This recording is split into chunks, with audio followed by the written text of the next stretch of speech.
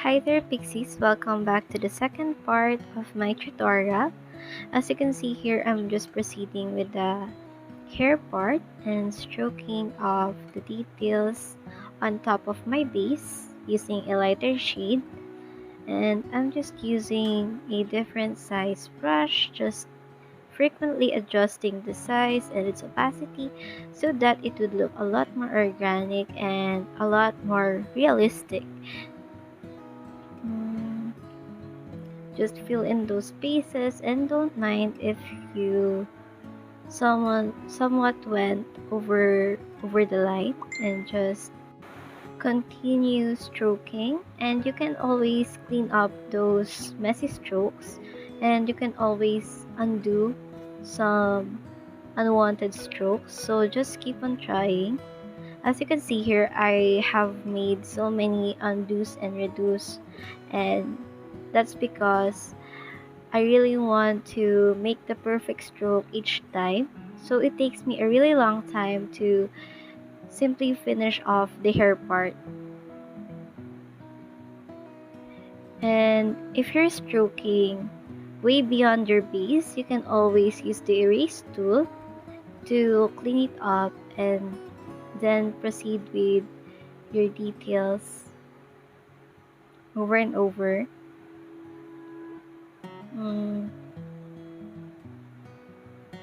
As you can see here, I can always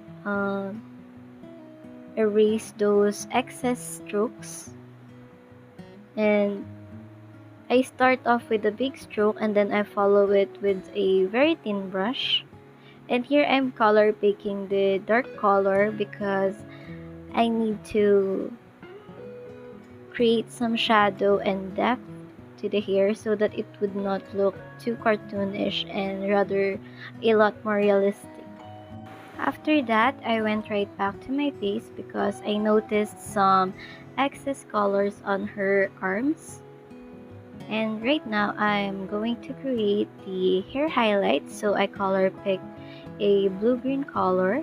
And using my hairbrush, I set my opacity to 100, and I stroked a thick stroke followed by thin strokes around it to make it blend in with the original hair base. As you can see here, I'm just following my initial details, following along those lines to create a seamless hair highlight. Don't forget to add some tiny details. Don't be afraid of mistakes, just follow your instincts and create those strokes if you feel like it. And also, my advice would be to not avoid those obstacles like the fingers on her hair. I just don't mind it because I could always erase it and just add some strokes here and there and put some minor details around your stroke so it would blend in.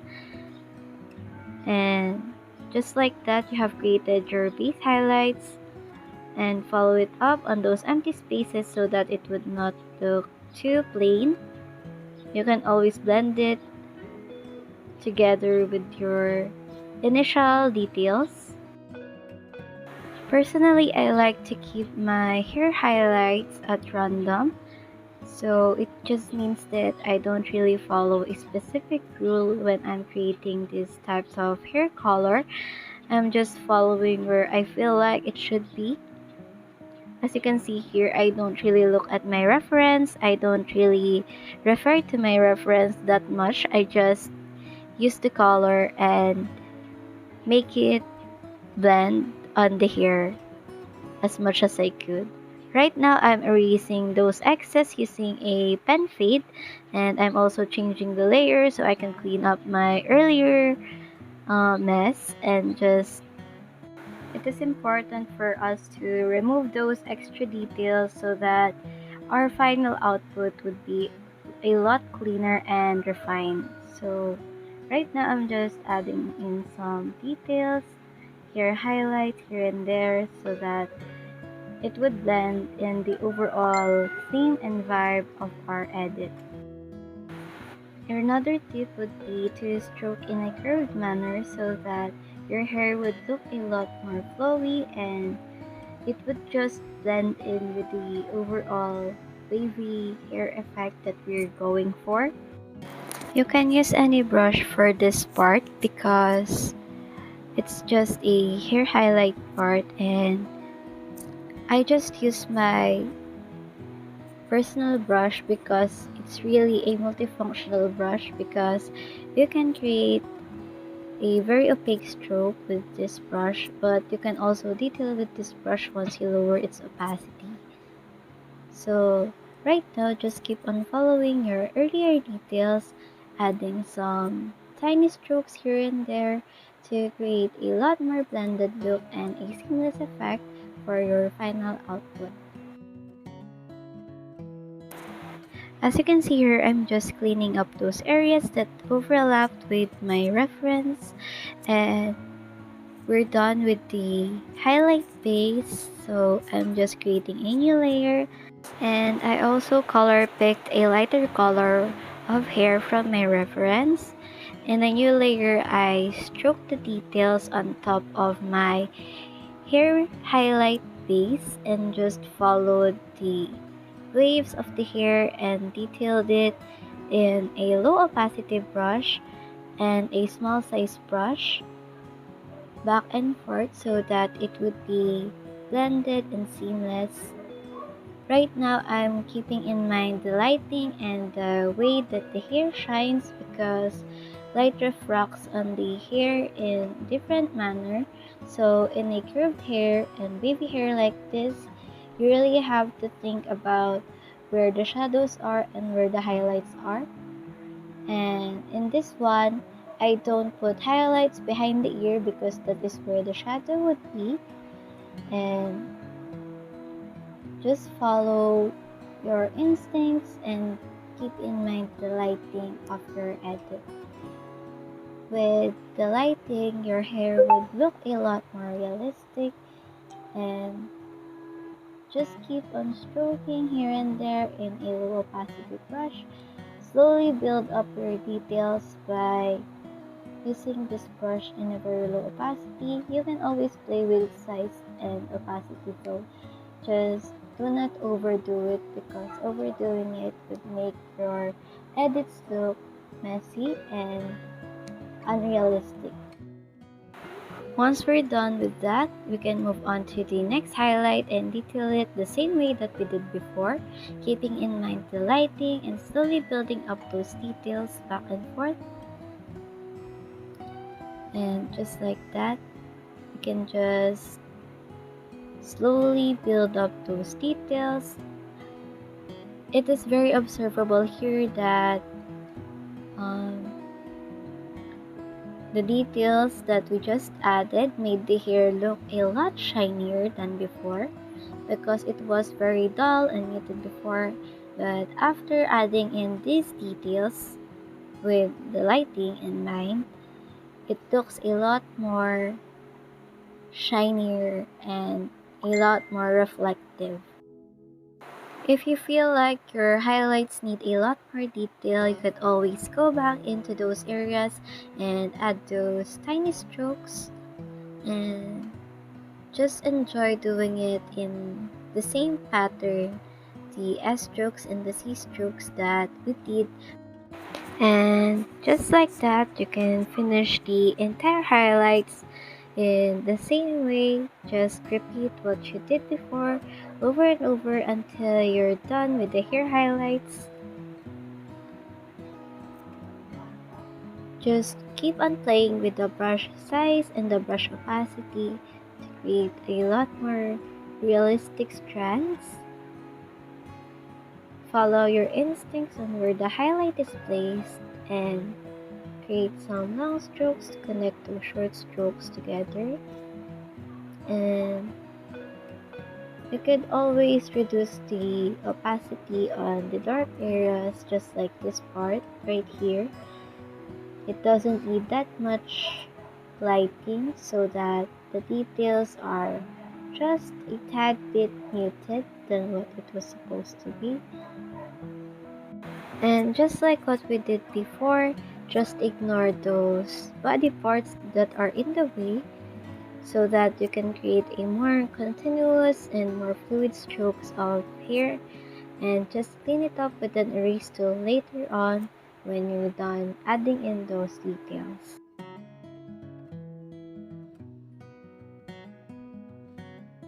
After cleaning your misplaced strokes, you can add a new layer and color pick another lighter color, but this time for the pink hair part. Just stroke those areas that you think hits the light better, just like the front bangs and the upper portion of the hair. Just keep on stroking it in a tiny brush. Slowly build up those details with a low opacity. Keep on going back and forth so that your hair would look a lot natural. And do not forget to not overdo those parts, because overdoing this part would just make your details look like it was a base that lacked the detail part. As you may have observed, I'm not putting highlights near those areas that have hindrance, like a shadow caster, which was the fingers and the ears. I'm just putting the highlights where I think that light would hit with no barrier. Here I'm placing the strokes on the side of the hair that goes outward over her shoulder, which means that light can pass through freely through her hair. As you can observe here, the hair is now looking healthier and shinier and a lot more detailed and refined just by adding another layer of hair. Just follow what you did earlier and do not go beyond those lines, because intersecting those lines would just make your edit look messy and it would not be too pleasing to see. You can fill in those areas with a low opacity brush and just build it up with a smaller brush for details. As you can see here, I'm just starting off with a big stroke followed by small strokes in a very transparent stroke followed by a very high opacity stroke, just so that the hair could have a variation depending on which part of the hair sticks out more and which part of the hair flies around freely. Just trace over your earlier details and keep in mind the lighting. Do not put lighting on those areas that you believe would cast a shadow over, and just keep on highlighting and repeating the same process over and over, as well as on the other side of the hair.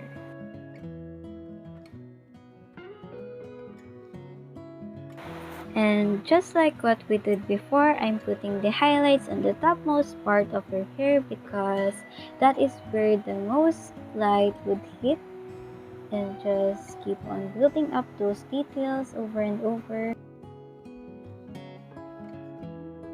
The outer part of the hair, the side parts of the hair would also get a lot of those light coming in, because the light would also hit from her sides, not just from the top part. So don't forget to add some highlights on that parts as well, and just don't overdo this part. Just enjoy it, but do it slowly and do not rush this process, because it is very tedious and it requires a lot of time to create a beautiful hair for your edits. I think that hair is one of the most time-consuming parts of any edit, because it requires you to do the same thing over and over again and stroke the same places over and over again and build up those areas. So just keep in mind to be patient with your edits and do not rush it. Right now, we're going to color pick from our reference because we're finally done with the hair and now we're moving on to her makeup. Now, her makeup is quite unique because it has a blue effect between her eyes and a purple eyeshadow. So I'm just exploring the perfect blending mode for her eyeshadow, which would not make the color darker but still retain the same effect as multiply. So right now I chose the darken option, which made a really purple effect on her lids. And I'm using my favorite brush, modified pen fade, to create those strokes and makeup. And I'm just cleaning it up with the liquify pen and eraser. And right now we're moving on to the lids, and I'm trying to see if the dark blue would apply the same in the darken blending mode, and I think it did, so I just moved on and I added a new layer to create this part, and I'm just exploring which blending mode would suit this style better, because in multiply, as you can see in color burn and multiply, as you can see here, the color is changing and I'm not getting the same effect that I initially wanted. So I went back and darkened and I realized that the colors pop a lot more in this blending mode rather than using the multiply and color burn. So I just continued using the same color and blending mode. Oh, I also used airbrush here to just blend it outwards and create a seamless look, and I'm just cleaning up those spaces. After that, I went right back into my base and put a new layer on top of it, set it on grayscale so that my base would look a lot closer to my reference, which has gray skin, and also this would help for the colors to pop even more. So right now I'm just building up those areas, putting in more color in the same layer in the same color, erasing the mess, cleaning it up, and just polishing my work overall. I just went back and forth with the eraser and the brush tool to just build it up and erase if I went overboard, and I just kept on repeating the same process and observing my reference, and I also tried to recreate it with another pen, and this time I used modified pen fade and pen fade to create a more refined mask effect, and I prefer this one a lot better because it's cleaner and more refined. And after that, upon observing my base, I realized that it needs to have some flair, some glitter, so I added the sequin pen hexagon in white because white in darken blending mode erases the parts that are colored, so I don't have to switch back to erase tool and brush tool. I can just switch my brush and erase those parts that I did not want. After that, it gave my edit a scale effect, which is a lot more closer to what the reference has. I added this pen to my custom brushes, but I deleted it accidentally, and right now I'm moving on to the lips and creating another layer and filling in the lips part in the blending mode hue so that the base would lose its color and just turn grayscale. I'm just filling it up with the basic pen fade, and as you can see here that I don't have to filter it anymore, just use the hue blending mode to change your base's color to grayscale. Once I was done with changing the color of the lips, I went right back to the cheeks and the skin part and added in some freckles. And I used freckle brush and basic pen fade to create those iconic side freckles. And I just color picked this color from my reference and choose multiply as my blending mode. And now I just readjusted some parts here and there so that it would look a lot more seamless and blended. And now I color picked the lips and I used my brush modified pen fade to create some shadows around the lips.